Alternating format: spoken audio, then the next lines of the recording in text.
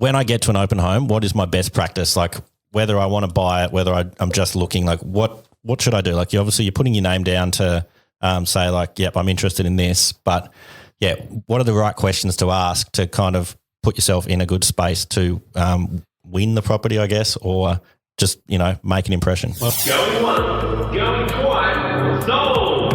You're listening to the Property Pod. All right, guys, welcome back to the Property Pod, your weekly engagement into real estate here in the Hobart Marketplace. I'm your host, Darren Horn, and it gives me great pleasure to be joined, as always, by our team at the desk, Patrick Berry and John McGregor, real estate agents here at 414. And it always feels good to be here weekly. Oh, that's it. 3 in a row. It feels like we're back to normal, John. Boys, we're on a roll now. Everything is fine. We're cruising. We're rolling through. Look, speed humps at the start of the year. It's almost the middle of the year. And we finally worked our stuff out. Actually, today, day of recording, is the shortest day of the year. Oh, really? Winter solstice. It was nude swim this morning. That's why you're a bit late getting in, John. Yeah, exactly. Had to spend extra time in the shower. So look, we've slowly but surely made our way back into the studio. Had some wonderful guests coming through earlier in the year. We're going to ramp it up for the future and bring heaps more excitement for the rest of the year. Oh, I like where you're going, Az. I'm pumped. I'm in the zone now. We've just moved out into our bunker. If you want to kind of let everybody know about our side office we've put in. Well, we're growing so fast. We've gone and bought a 40-foot shipping container, converted it into a bunker. We're naming it. We're naming it the bunker. It's kind of cool. It's become the media house bunker. So yeah, the crew that we were calling ourselves the cupboard crew for a little while there. We were put in the cupboard and said, you guys be good little boys over there and make sure you make all our stuff look good. We've put the bunker in the back in the car park. Name for it too, because the shipping container sprayed. Was it or like a black? Just straight black. Yeah, and then we'll obviously have to put pictures of it, because then on the back wall you've got the picture of Mickey Mouse and all that kind of stuff. So we graffitied the inside of it is what John's trying to describe everyone. I'm told that's the only word I need. And we've set up our first green screen studio in there as well. So look out, we'll be presenting from Hawaii next week. Yeah, look, the crazy thing was I said to Pat, I said, look, if we're doing this and we've got this meeting room, how cool would it be to – and I kind of said it just as a off the cuff, I'll throw it away and we'll just have a little giggle about having a green screen put in. Yeah. Next thing I know, Paul, his old man's coming up like, what colour green do we need for the green screen? And I was just like, all right. You know how we work, Aaron. I do know how we work. You only have to half sniff an idea and it's happening. or maybe as well when he was saying, what colour is a green screen, he's being really meta. So he was trying to, subvert what you're –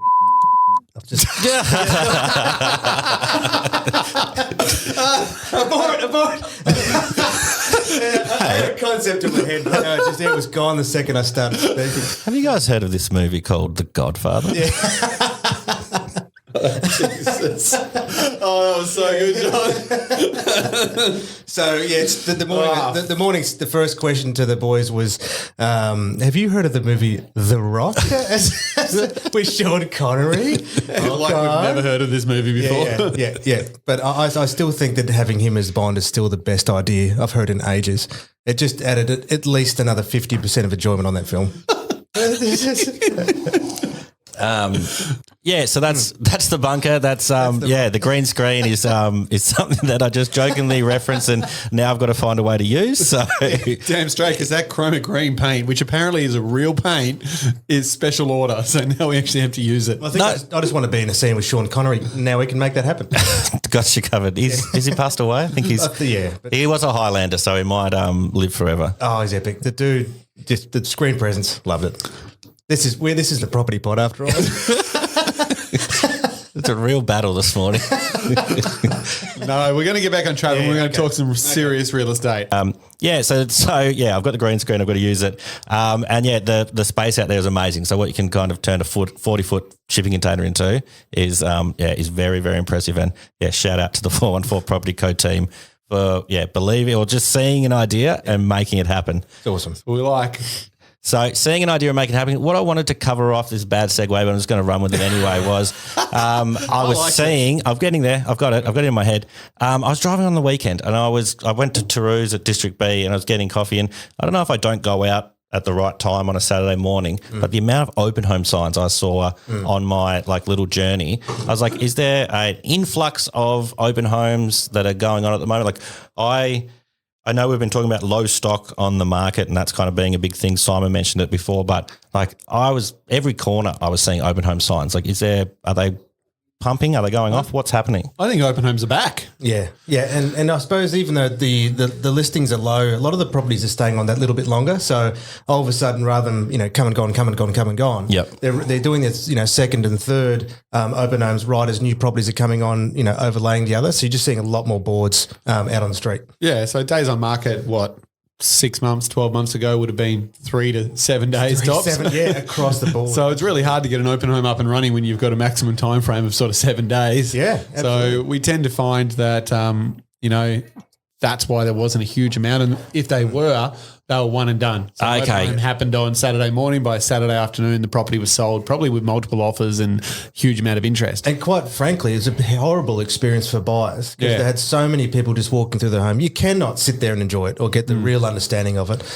Just the intensity of the pressure was so different than the experience they can have by visiting open homes now. Yeah, now days on market, probably sitting around 20 to 30 days, I would have thought, John? Yeah, I'd say so. But that's a normal market for Hobart. Yeah. Like, historically, it's always been at least a month. Yeah. You'd expect to say with your clients, look, within 30 days, we're going to find a contract for you. If not, you would be expecting a price adjustment because it just wasn't, in the market. Yep. Which is fine. This sort of environment where you can spend more time with clients is actually a much more pleasant way to work in my experience because you're, establishing relationships over a longer period of time. So I think what it boils down to answer your question why you see more boards, Aaron, and that was a ticky little hand move. That's all right. I appreciate that. Yeah. Fabulous. Lovely. Can't wait to go to your open homes. Is that most open homes now are probably properties are getting 2 open homes, I would have thought, before we end up with a contract. Sure. Potentially there was only 1. So you are probably seeing double the amount of open home boards out than what you potentially saw previously. Yeah, yeah. No, it was just like the way you guys have described that's kind of, it makes a lot of sense. Like it was kind of, properties were going, prior to the open home or, one would happen and then you don't really have to, like you're talking about like a shotgun wedding basically, like Exactly. walk in, let's get this done, see you later. Whereas at the moment, there's, the need for 2 perhaps. And sometimes you ask for your father-in-law's approval Well, yes. to buy the house. So, there's a lot of references there that match. Sometimes you need them to go guarantor. So, you never know. Well, and then at least now, the idea you can get a lot more out of an open for inspection than you would have been able to 6 to 12 months ago. Obviously in Hobart. Yep. And what I mean by that is where before I suppose people were just jamming through within 5 minutes, grabbing a contract and hoping that they're going to get a call back in order to submit interest. Now you've actually got the capacity to have a conversation with the agents that are there.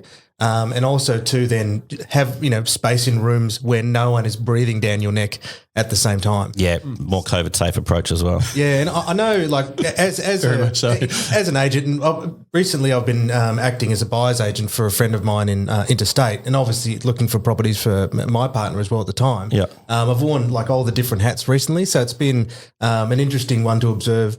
From the when you're selling it, you can just see some people are really open in your face, others are really try to avoid eye contact at all costs, and I just it's worth thinking about. Well, look, actually, if you've got 30 minutes in a house, how can you actually get the most out of that inspection? Well, that's a good question. And I think a great way to pivot from here is why don't we explore 3 different sections? Like if you're the vendor, how do you make the open home the best experience possible? Yep. If you're the purchaser, what are the advantages for you in an open home? And then maybe tenant/agents, like what's involved if there's a tenant involved in an open home where we're selling a home. So, looking from the vendor perspective, why do you think we should have open homes to sell a vendor's property? Well, from experience, even when we've had say a volume of inquiry, it ends up being about a third of people actually show up to an open inspection. Yep. That's rough numbers, but it seems to be pretty consistent even in the hotter markets.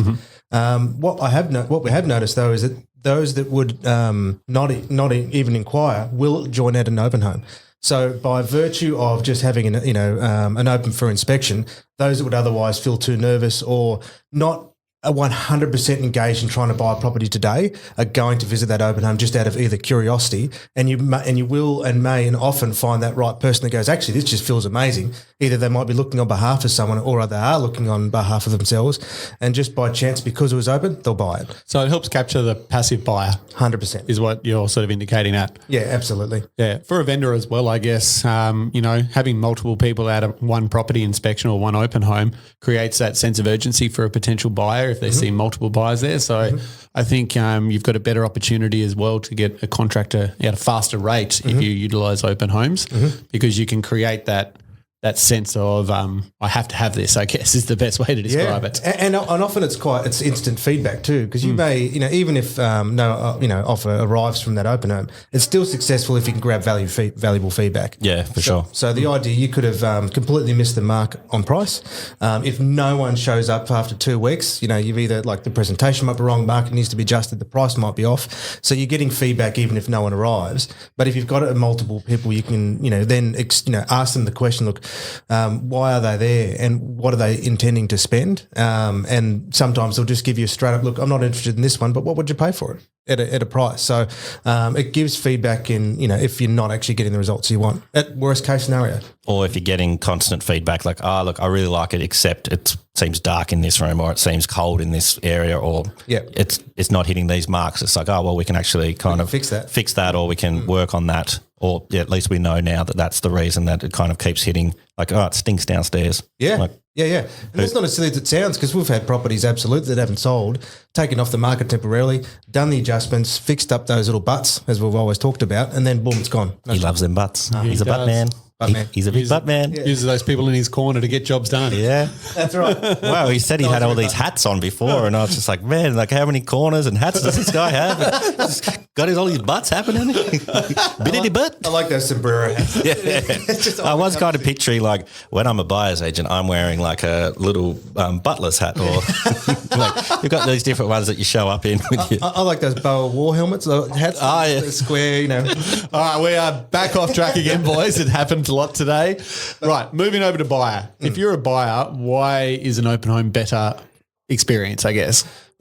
In markets like this, if you want to just take in a whole waft of properties in a short period of time, open homes are great for that because you can go in and out. If you step out, into the house and go, I hate it, you can just walk out. There's no sense of embarrassment. You don't have to, engage. You haven't taken the agent's time by booking a private inspection or wasted the owner's time. You're able to have a quick look through and make a quick decision. Absolutely. I think another advantage that comes to purchasers as well, not necessarily they go to a home to potentially buy that exact one, but to help educate themselves as to what homes in the area are selling for. Yeah. So it gives them a better idea of what they should be paying for a property when they find the right one.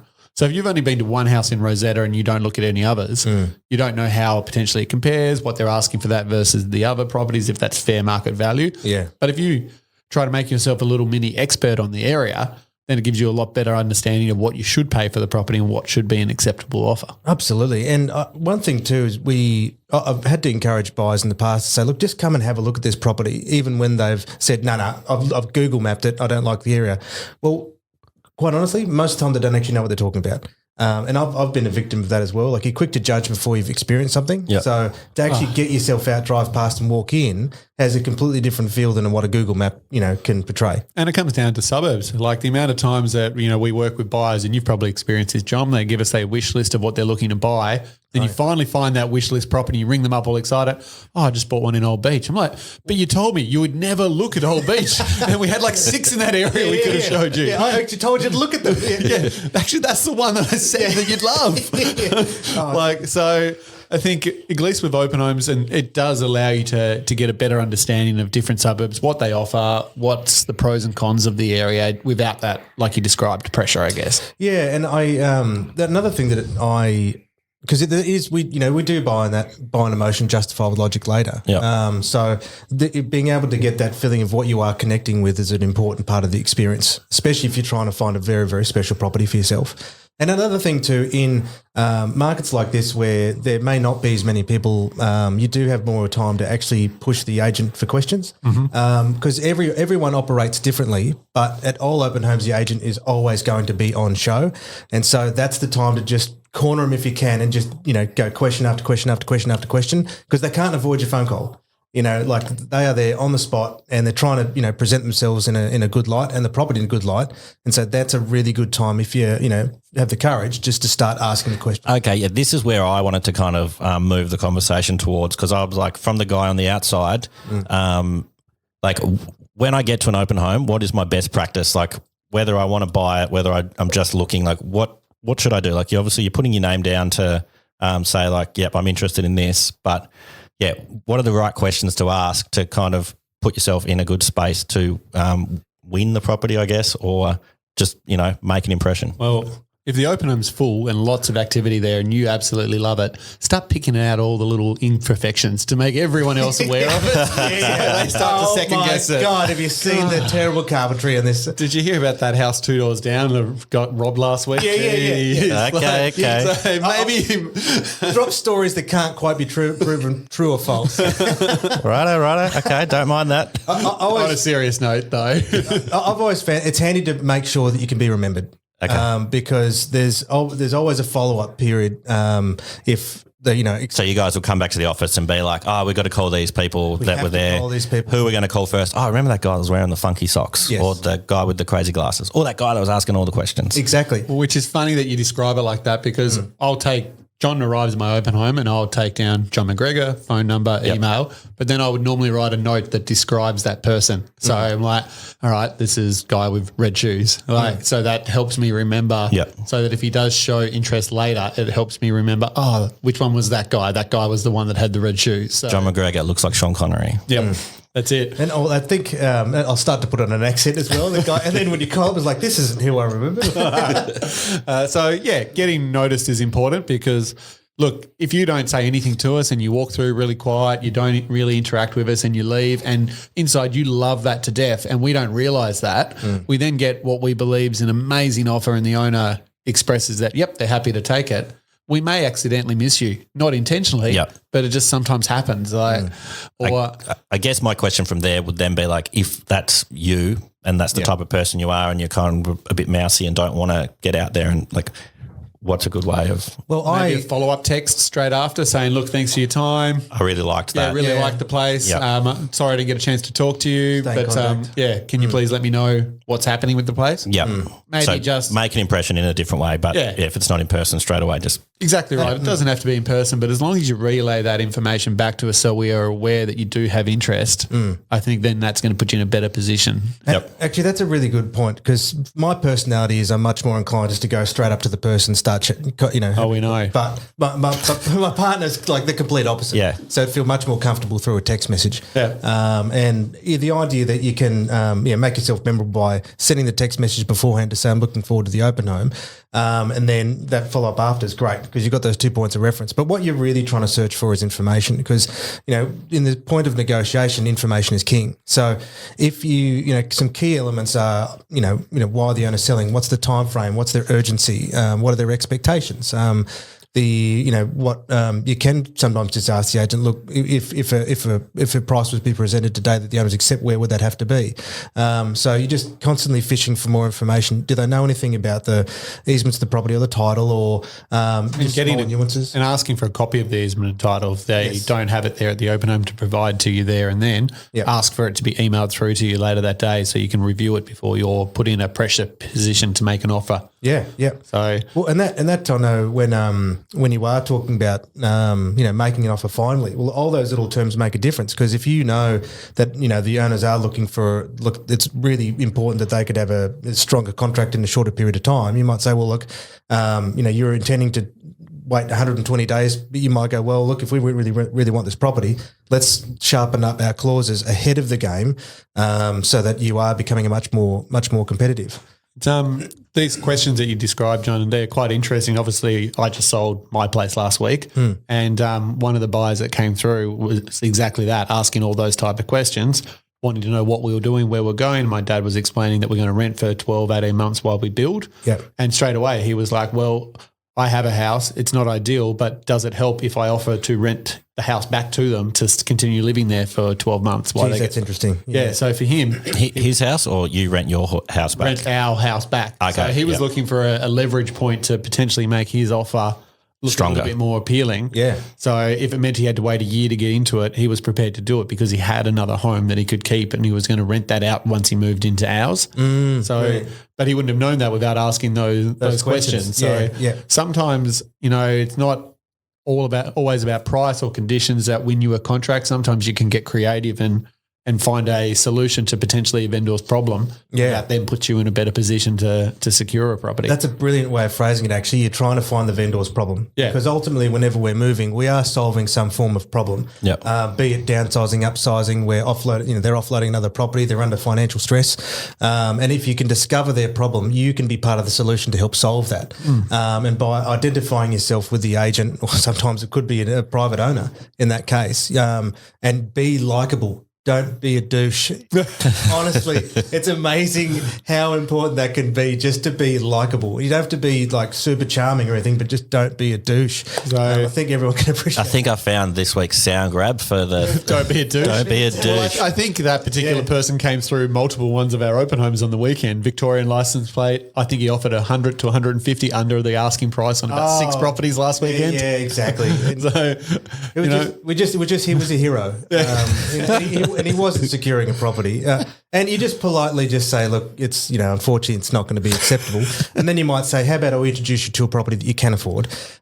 Which, we didn't get a chance to say that, but I'm really disappointed that I didn't. Well, you just said it to him now. Yeah, exactly. If you're You showed him. But that's a classic case where we absolutely have relationships with buyers that will actually say, look, if it's presented with an offer that's like a property, give me a call, I'll buy it.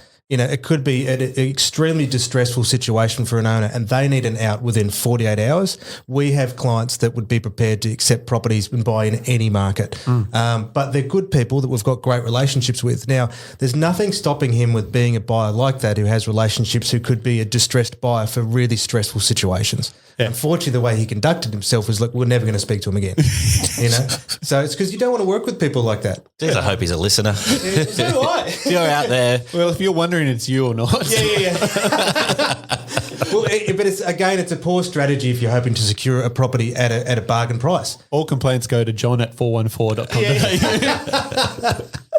All right, well, section. Probably he should have listened. If he listens to this episode, he might learn just like a few of the good questions and don't be a douche. Don't be a douche. Last bit, talking about solving problems is kind of the tenanted property and what that kind of entails for an open home. Can we kind of just quickly touch on that before we finish up? Sure, can. I think inevitably there's my word again. For a tenant, it's a stressful situation because they don't. 9 times out of 10 don't get any benefit out of the process of having to display their home while the property's for sale. Sure. With that said, though, is that if they're prepared to work with the company and work with the owner, and everyone can strike a reasonable balance, it'll actually make sure the process is as stressless as possible. And to keep that good relationship working, we want to get in, we want to get out. We don't want to be showing the property 1,000 times either.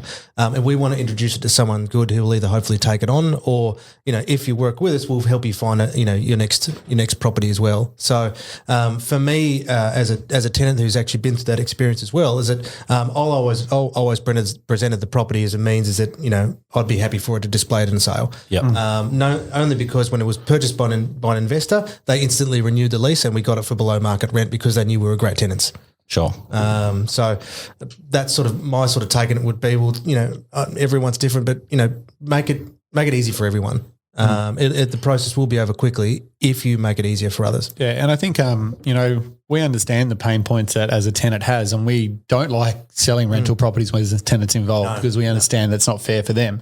So we're not here to make it difficult for a tenant either. So I think what we've had a lot of success with is sitting down with tenants and explaining the process early and talking to them and finding a solution that they're happy with that we can work with. So, if you are going through that experience where your property manager just rang you up and said, hey, the house is going to go on the market, an agent will reach out to you soon. Ask to have a sit down with them. Ask to fully understand what the situation is and how, we can make it better. maybe there's agents out there that will work with you and say, if you give us an open home on Saturday, we'll try to work any private inspections only to be on a day that works for you. And maybe that's Wednesdays, for instance. Absolutely. Yeah. So there might be flexibility there to minimize the impact if you negotiate a little bit with the potential selling agent. Yeah, I guess the strength of an open home in this case is kind of, look, let's try and get as many people through on this time so that we're not disrupting your life through the week, and we're not kind of doing anything. We'll try and get everyone through. And you might be a case too where you say, look, this time is not good. And I'm a little bit uncomfortable about, too many people coming through. More than happy for you to do that, but could you please ensure you've got 2 agents there so I feel safe about my property? So again, you're trying to give a little bit of give and take. And, I've never had anything stolen, touch wood, in any of my open homes in my career. But it does happen, and if that's something that you're uncomfortable with, just straight up say that and help have the agency find a solution that makes you feel comfortable. Was that a Rosehaven episode? I feel like there was an episode. Well, and that was based off a true story from a friend of ours where someone had a buyer got to the house and there was a fishbowl on. Yeah, that's one. In there, and I think they were either hated the fish or they felt that it was underfed, and so a buyer has got out a knife, which is weird in itself, and then inscribed onto the bedside table, "I will care for your fish," and this actually happened. So. And then obviously they, spun that in the show, but that was a mate of mine in Victoria where that actually happened to. So, they're out there. So, moral of the story, if you're a tenant, don't let open homes happen. Or make sure your fish is well cared for. So otherwise, they don't feel like they need to take over your job. They're coming for you. Yeah. All right, boys. I think that's probably a point to jump off there. Just, the key takeaways are don't be a douche and feed your fish. So feed your fish. Just a classic episode of the Property Pod where you're getting all the really fun facts and stuff that you need to know. Yeah.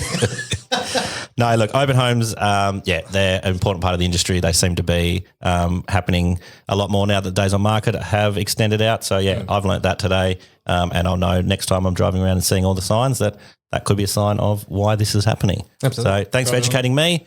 Thanks for letting us know all about the movie The Rock also, John. Have you seen it? I have seen it.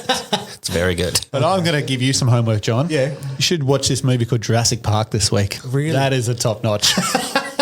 Based on a true story. And we're out. All right, guys. See ya.